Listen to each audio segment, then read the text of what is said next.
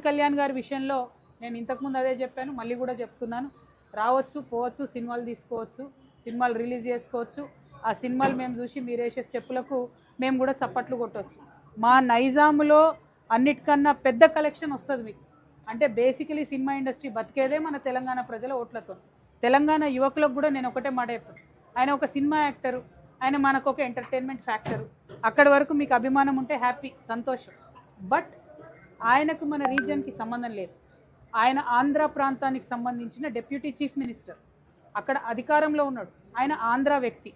ఆయన మన తెలంగాణ రాష్ట్రం ఏర్పడ్డప్పుడు 11 రోజులు, ఎవరైనా ఇంట్లో మనిషి చచ్చిపోతే ఎట్లయితే 11 రోజులు బాధపడతామో, ఆయన 11 రోజులు అన్నం తినకుండా తెలంగాణ రాష్ట్రం కోసం బాధపడ్డా అని చెప్తున్నాడు. సో నేను మా యువ మిత్రులందరినీ, మా యువతులందరినీ, పవన్ కళ్యాణ్ గారి అభిమానులందరినీ ఒకటే కోరుతా ఉన్నా, ఆయన అక్కడ రాజకీయం చేసుకొని ఇక్కడ సినిమాలు తీసుకుంటే ఎవరికేం అభ్యంతరం లేదు. ఇక్కడ రాజకీయం మాత్రం తెలంగాణ బిడ్డలే చేయాలని చెప్పి మేము బలంగా పిడికిలెత్తి కొట్లాడి 1200 మంది బిడ్డలు చనిపోయి ఎంతోమంది ఉద్యమకారులు బలైపోతే వచ్చిన రాష్ట్రం. సో చిన్నపిల్లలుగా, యువకులుగా మీకు ఆ చరిత్ర తెలిసి ఉండకపోవచ్చు, దయచేసి తెలుసుకోండి. వాళ్ళు సినిమా యాక్టర్ల ముసుగులో వస్తారు, తర్వాత మన రాష్ట్రం మీద కబ్జా పెడతారు. అంతకుముందు కూడా అదే జరిగింది. సినిమాల ముసుగులో వచ్చిండ్రు, మీ భాష బాగాలేదు, మా భాష బాగుందని చెప్పి మొదలు పెడతారు.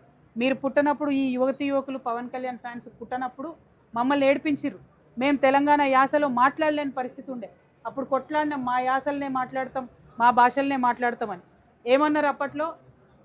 మాది నా ఊరు యాదగిరి, మా ఊరు భువనగిరి, నా పేరు యాదగిరి, నేను చేసేది దాదాగిరి అని చెప్పి తెలంగాణలో ఉన్న అన్ని ప్రాంతాలను అవమానించేటట్టుగా డైలాగులు ఉంటుండే ఒకప్పుడు సినిమాల్లో. కానీ తెలంగాణ ఉద్యమం తర్వాత సినిమా ఇండస్ట్రీ తెలంగాణ అటువంటి డైలెక్ట్ని హీరోలకు పెట్టడం ప్రారంభించింది. తెలంగాణ భాషలో మాట్లాడడం ఫ్యాషన్ అయింది.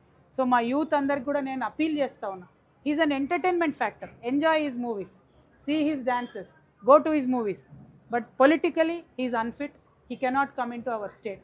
అందుకు మనం కొట్లాడిందే ఆయన కోసం, కొట్లాడిందే ఇట్లాంటి వ్యక్తులను మన దగ్గర రాకుండా ఉండడం కోసం.